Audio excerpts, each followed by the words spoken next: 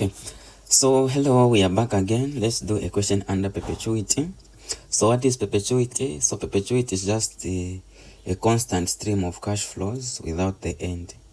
Yeah, so you are receiving cash flows without the end. Okay, so it's up to infinity. They just keep on coming. So we can do one question which is under 1a. So 1a is saying DJ Mwale's new startup business expected cash flows are 50,000 next year, and that these cash flows are expected to rise at 5% per year due to the economic fortunes emanating from the debt restructuring deal the country managed to get.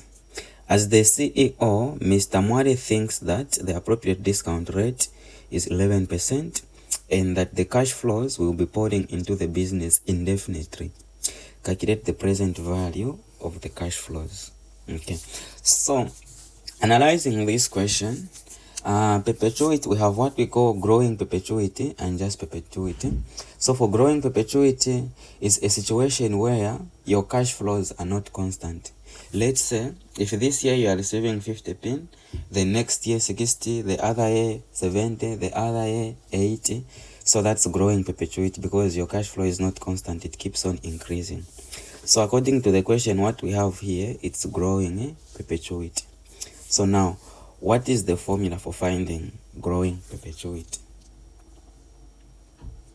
Okay, so the present value of growing perpetuity is given by this. So we are answering question 1a, which is on perpetuity, and we are saying the present value of growing perpetuity, it's cash flow over rate minus G.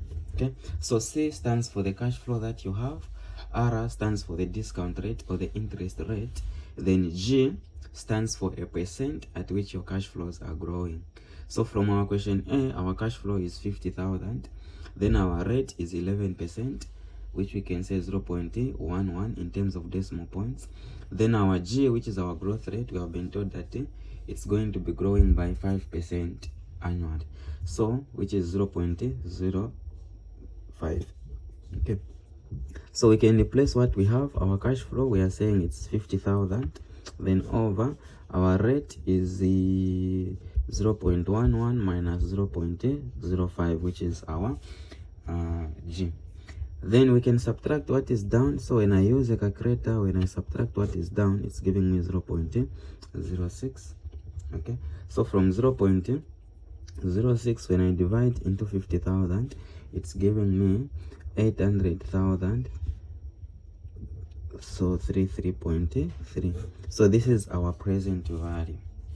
So that's about growing perpetuity. Growing perpetuity, your cash flows are not constant, they are going to be increasing.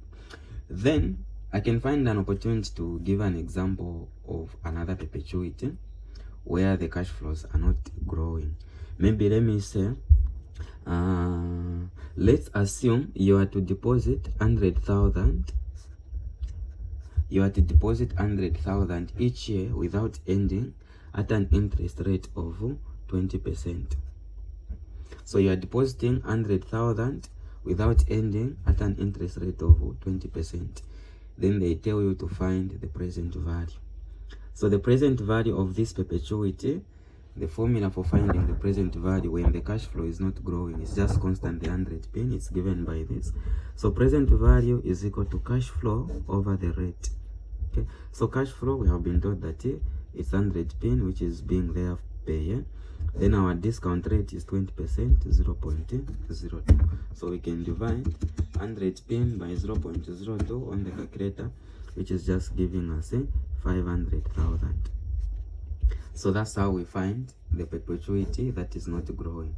So for this one, it was growing perpetuity because our cash flows are growing each year. But for this one, it's not growing perpetuity. Yeah.